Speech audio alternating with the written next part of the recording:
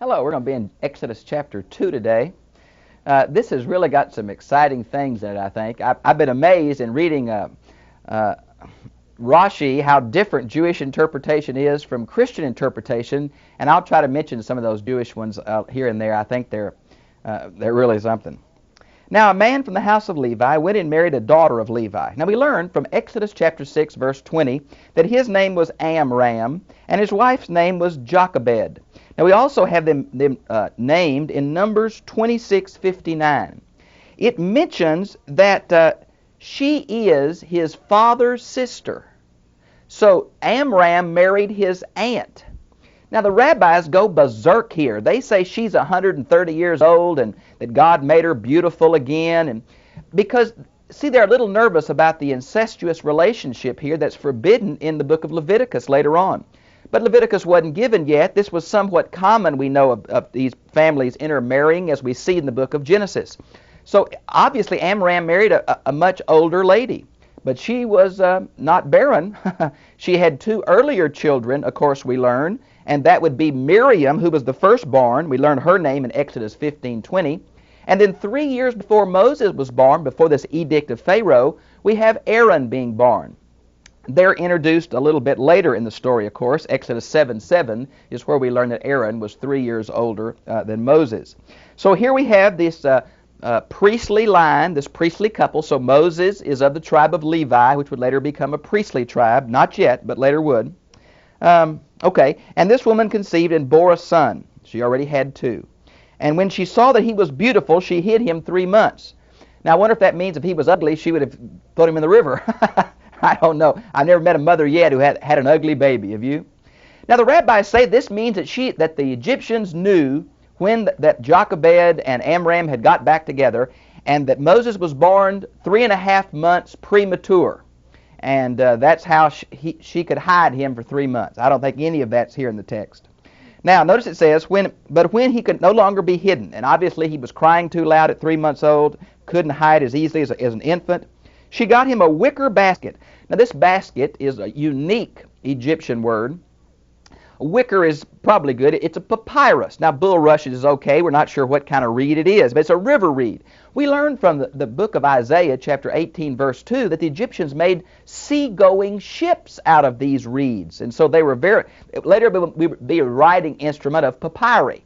So here it's obvious they floated, and the basket was to be something that someone would see and say, hey, it's a good basket, I'll take it home. And maybe it's that kind of thing. She put him in a basket and covered it with tar and pitch. Now, we learn from Genesis 11:3, this is what the same kind of thing probably Noah used on the ark. And 11:3 mentions the tar and pitch they built the Tower of Babel with, they put the bricks together with. So it was something like our bitumen or something, been kind of a black, stinky thing.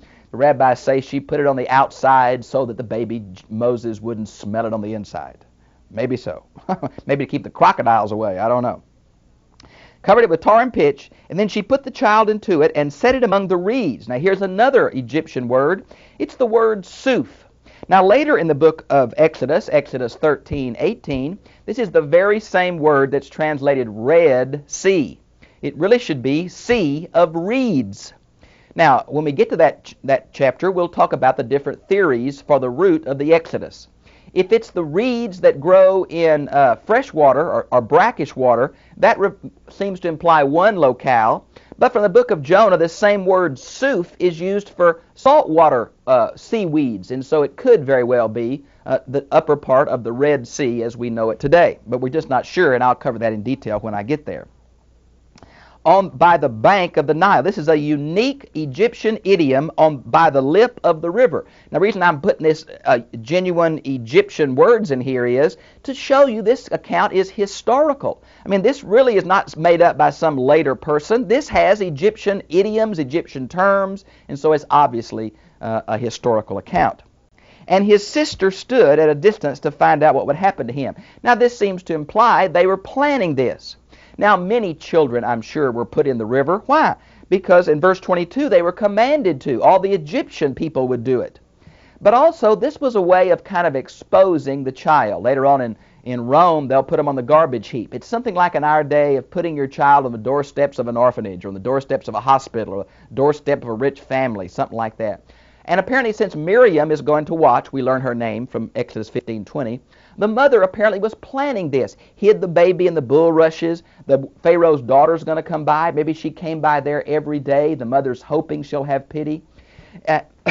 Here again, we see this wonderful witness that here is God's deliverer that's exposed to the crocodiles and the river and the element, and God's going to save his whole people through this one little baby. Yes, that's a wonderful biblical theme that's repeated in Isaiah and, of course, Matthew and Luke and Mark. And yeah, but it's not a type. It's a type, but it's not an expressed allegory. Now, here we have the idea. Maybe she put him in the reeds so the river current wouldn't take him downstream. Maybe she put him in the reeds so it'd be cooler. It'd be kind of shaded from the sun.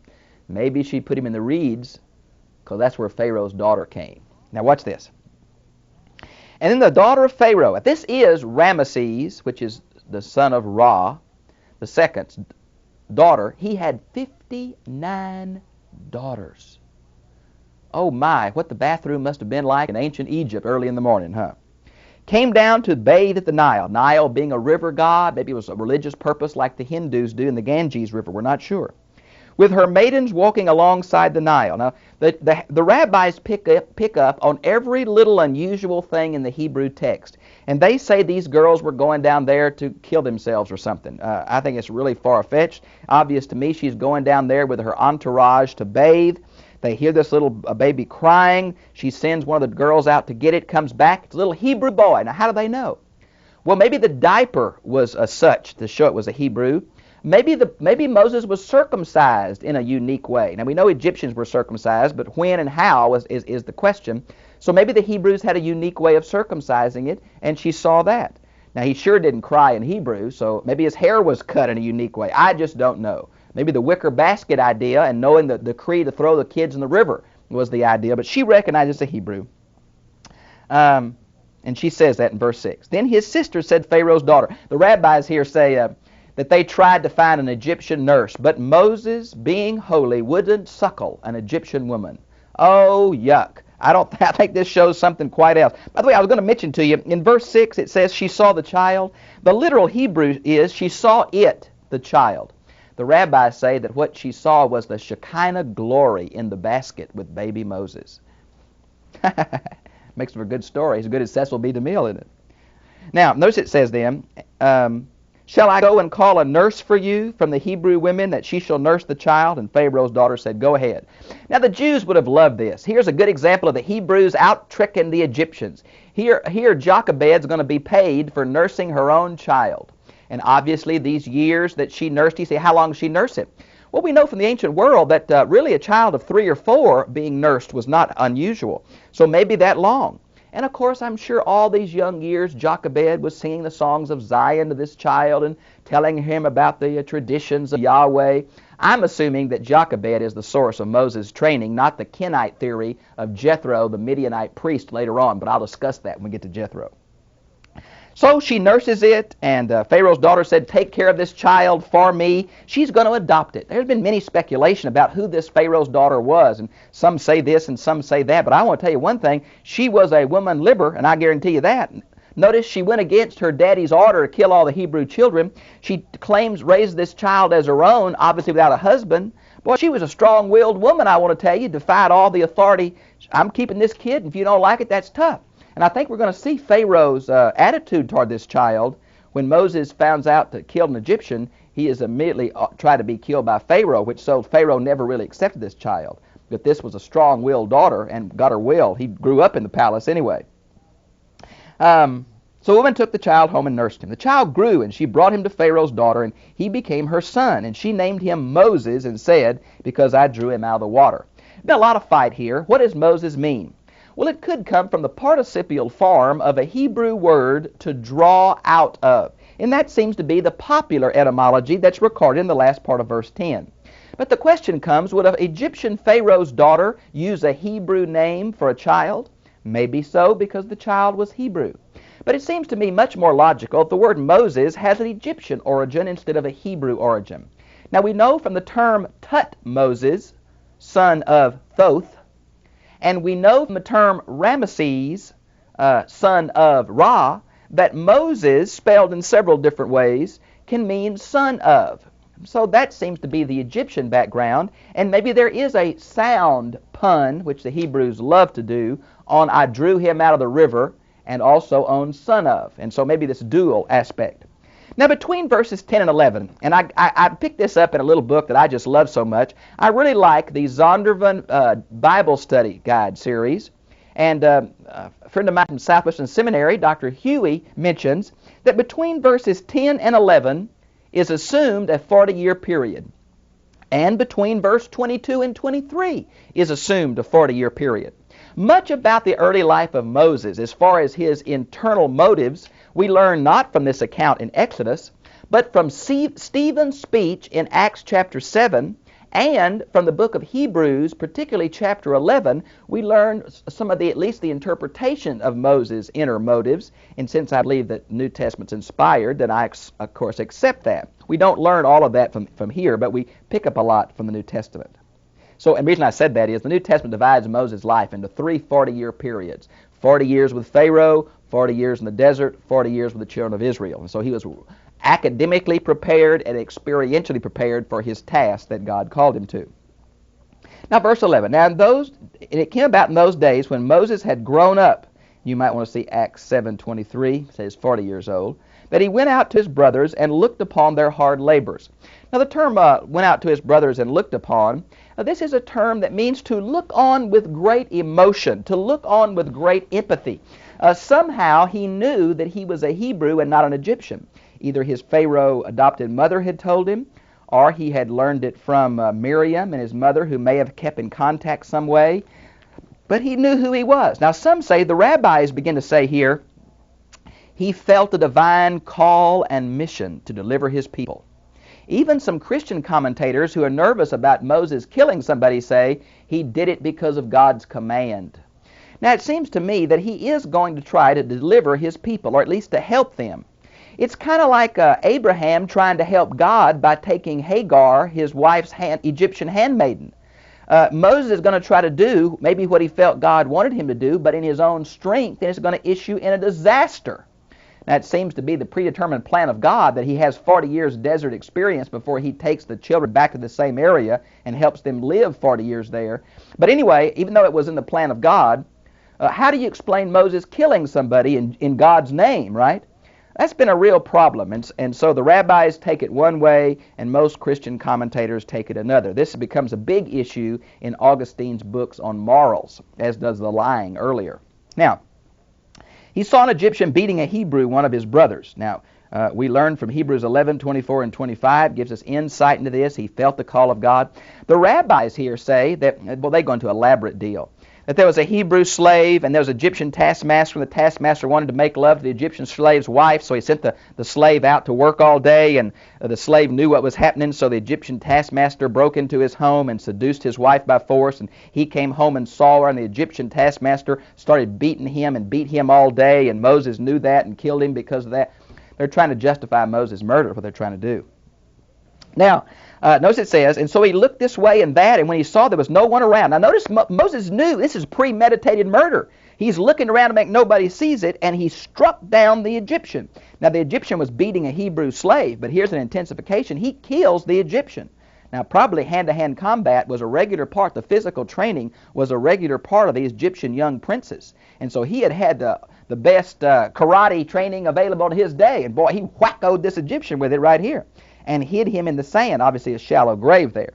And went out the next day, and behold, 2 Hebrews were fighting with each other. And he said to the offender, that legally this is the idea of who's the one that caused the problem and who's the one that's being hurt, you know. Why are you striking your companion? But he said to him, who? The one who was in the wrong. Who made you a prince or a judge over us? Are you going to kill us as you kill the Egyptian? Now, notice this. The Hebrews, first of all, said, who put you in charge? They also said, are you going to treat us like you did that poor Egyptian? Now, boy, what is the deal here? Well, remember when Moses starts saying, now, God, I don't want to deliver them. I'm not a good speaker. And when they say, who sent me, who will I say? Moses had a bad taste in his mouth about trying to help his own people. His own people, now the Jews say, well, Moses was afraid not because of Pharaoh, but because of there were tattletales or spies among his own people who would tell Pharaoh, and that hurt him, and he just said, well, I'll just leave because my people aren't worthy of deliverance. There's two ways to interpret it. One trying to justify Moses' acts, the other just saying, well, this is just a record of what happened, and others saying, no, it was a predetermined plan of God that Moses knew. I think it's just a record of what happened, not advocating or condemning, just telling us what happened. Now, Moses became afraid and said, surely the matter has become known. And when Pharaoh heard of this matter, he tried to kill Moses. Now that shows me that Pharaoh, you normally wouldn't kill a prince for killing just another person. You might slap his hand, but you wouldn't kill him. This shows, I think, that Pharaoh had premeditated plans that at the first opportunity to get rid of Moses, and this was a legal chance to do it. And maybe Moses knew the Pharaoh was against him, and boy, he hooked him, I want to tell you. Went to the land of Midian. You say, now where is that? A good question. And who are the Midianites? Good question. We learned from parts of Genesis that they seem to be of the descendants of Cain. I believe it's Genesis 25:2. Midian's a child of Abraham by Keturah, Genesis 25:2. But also the name is linked to the Kenites, which goes back to the line of Cain. And so, my goodness, we get all kinds of things in here. Was he a Kenite or a Midianite? Or are those two different names for the same tribe, or two different tribes with the same name? I must admit I'm not sure. Many people are going to make a big deal out of this because they're going to say the Midianites also worshipped Yahweh, and Moses really learned about Yahweh from this high priest of Midian, Jethro, also called Jether, also called Ruel, also called Hobab. When that guy filled out the IRS form, it was a mess, I want to tell you. 3 different names for sure, and 2 different ways of spelling one of them are in the Bible for him. You can look at your notes and see where all these scripture passages are on the different names. Ruel means shepherd of God, and the other ones have different names, different meanings. Now, he was a priest of Midian. Again, where is Midian? Well, if you look at the map of the Promised Land, the Arabian Desert just to the east, all the way down the Sinai Peninsula is places we found Midianites. Now, Midianites later become major enemies of Israel. So it's highly unusual. This would be written later in Israel's history because the Midianites become major enemies. So it shows the historicity that at this point they're good, they're friendly. Now, they're nomadic people, so they could be down the Sinai area, or they could be over in the Arabian area, and where they are, we're just not sure. I really think the burning bush is going to be on Mount Sinai, and that God's going to say, bring them back to this mountain. And so I think it's in the southern southern Sinai Peninsula. It's where Jethro was watering his flocks. Now, he's a priest of Midian, had 7 daughters, kind of a perfect number. They had a bunch of daughters in that day, and that's unusual. Pharaoh had so many, and then here Jethro has so many. And they came to draw water and fill the troughs with water for their father's flocks. Today still, in Israel and Arab countries, women water the flocks, not the men. So there's a historical account there, of course. And the shepherds came down and drove them away. The men who were shepherding the sheep wouldn't let these women water their flocks because this water is scarce until they had watered their own. Now, Moses must have been, I think he was a pretty strong physical specimen. I think he had a lot of training physically in Pharaoh's court. And he put the bites on these shepherds, ran them off, and helped them women water. Now, why? Was he such a compassionate person? Was he looking for a home? Did he spy one of these 7 daughters and fall in love with her? Well, we don't know. But that's happened so often in the book of Genesis, it wouldn't surprise us, would it? Remember Rachel was a shepherdess when Jacob saw her? Now, notice there it mentions then that he helped these girls. They watered the flock. They came to Ruel, which means shepherd of God. That's interesting in a shepherding context here. And said, why have you come back so soon? Obviously, every day this happened. The shepherds ran them off and watered their flocks first, and the girls had to wait and then water late and get home late. And the dad said, what are you doing home so early? They said, an Egyptian delivered us from the hand of the shepherds. Now, Moses talked like an Egyptian, acted like an Egyptian, dressed like an Egyptian. They didn't know anything else. He's an Egyptian, okay? The Egyptians shaved a whole lot. Hebrews didn't. So obviously Moses was clean-shaven and was wearing, I'm sure, probably still the royal robes he fled in, right? What is more, he even drew the water for us. Now, that's highly unusual. Why would he do that? Sign of friendship, sign of favor, wanting to endear himself to a family? We don't know, but it was highly unusual for a man to draw water. Only the women did that usually. All of the shepherds would do it for their own flocks. Okay. And he said to his daughters, well, where is this fella? And they said, well, we left him at the well. And Dad said, are you crazy? You know, in the Orient, there's a real order of etiquette. And these girls had violated that etiquette, although it would have been unfair for them to invite this man home. The father says, go get him and invite him to have dinner with us and thank him for helping. And so Moses stayed there and said to his daughters, "Where is he? Why is it you left the man behind? Invite him to have something to eat." Look at verse 21. And Moses was willing to dwell with the man, and he gave him his daughter.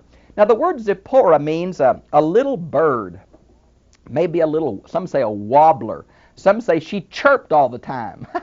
She was a chirper. I prefer the little bird idea. And so Moses was given a woman and stayed there, and apparently was ready to settle down with this man, this priest of Midian. Now, let's see. And when she gave birth to a son and called him Gershom. Now, Gershom seems to be from a Hebrew root that means a foreigner or a sojourner, and that seems to fit. All the names of the Bible are puns on the sounds, not technical etymologies of the roots of the words. And so here is Gershom, and I think it shows a little psychological insight that Moses knew he was a foreigner, recognized he was away from home, felt alienated and estranged. So had his forebearers who were in the call of God. They were also sojourners in a foreign land. So is Moses.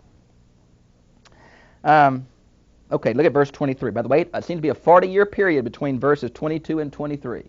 Now, Moses had the academic training necessary to record the truth of God. He went to the MIT of his day, Pharaoh's court. Stayed there 40 years in training. My, what an education. Now he's going to stay 40 years in the very desert where the children of Israel are going to wander. He's going to know the water holes, going to know what to do for sunburn, know how to treat snake bite, know how to keep animals alive. God's preparing this man. So apparently between 22 and 23 is 40 more years. Now it came about in the course of those many days that the king of Egypt died. Now many of us think this refers to Seti the First. And you say, well, you mean God's people were under this heavy load for 40 years? Yes. Yes. Now it's very important we see the rest of this chapter. God was working something out in history. God is not in a hurry. But God's not late either, friends. He knew what was happening to his people. He had prepared a way to deliver them, but he was preparing his deliverer. Now, I think Seti the First died, and Ramses the Second just became Pharaoh. And the sons of Israel sighed because of their bondage, and they cried out, and their cry for help because of their bondage rose up to God. This is going to be the very same way that Exodus chapter 3 starts. They're crying to God, and God's hearing. But listen to this next. Verse 24 and 25 show us very clearly the heart of God. Friends, even though you may have prayed, you wonder why God's not acting, wonder why things have gone on so long, wonder why you've been sick so many years, why your loved one's been sick. I want to tell you, God is acting. God is doing. Things are coming to a culmination. But folks, we're so used, in America, we've got this consumer attitude. We're used to getting something packaged and we rip it open and consume it and are satisfied. God's not a fast-paced God. He's doing things appropriately by working through men and women in circumstances. Notice what it says. So God heard their groanings. God remembered his covenant with Abraham, Isaac, and Jacob. God saw the sons of Israel, and God knew them. Knew meaning Genesis 4:1. Adam knew Eve, and she conceived. The relationship between God and his people is not one of knowledge, not one of rules, but one of intimate relationship. And the intimate relationship issues in knowledge, theology, issues in rules, lifestyle. So there is a covenant relationship, but the covenant relationship is informed and energized by personal faith. Now listen to this. God saw their problems, and he had already been working on it. But they prayed, and God responded. Now Moses wasn't quite ready. God had to get the historical situation ready. God had to get Moses ready. God had to get his own people. They had rejected Moses' leadership earlier. God, 40 years of hard labor, they were ready for anybody to help them. History is coming together. Now, if you look at history in a textbook, you just see what seems to be haphazard nations coming to power and losing power. But folks, you look at the Bible, you see that history is on track for the purposes of redemption. History is on track in the hands of an all-powerful God. History is on track, moving toward a day when God, through Jesus Christ, will judge the living and the dead. We see that as we move through history, God is trying to redeem all the nations by his blessing of the covenant people, and then uniquely of the Messiah. Look at these verbs. He heard, he remembered, he saw, he knew. And I want to say this. Notice that God's help is put in the context of the covenant relationship with Abraham. God told Abraham back in Genesis 15:16 that his people or descendants would be taken into Egypt and be captive there, but that God would bring them out with a mighty hand, and they would receive the promised land because the sin of the Amorite wasn't quite full yet. God told Abraham all that was going to happen, and he shows how it is happening in history now. It shows the sovereignty of God in history. My friend, I don't know what you're going through. I don't know all the suffering you have. I don't know how much you worry about world events. But from the biblical record, God is sovereign. God's in control of the destiny of nations. God's in control of the destiny of individuals. Now, I don't believe that it's a puppet show. I don't believe in determinism. I do believe in election. I do believe in foreknowledge. I do believe in predestination. You do have a choice, but thanks be unto God, God's involved in the overarching plan and in the daily actions of every human being called by his name. We see it here in Moses. And because we know the Bible was written for all believers, you know in your life, God's involved. Don't grow weary in well-doing. Don't give up. Don't become bitter. I know we go through hard times, but friends, the hard times is what molds us into the people of God. The hard times is what makes us more like His Son. The hard times is what keeps us united to Him. Oh, friend, God's in control. God cares for you. Hang in there. It will be worth it all when we see Him. Nothing just happens to God's children. People are being prepared to help. It may be you. Have a good day. God bless you.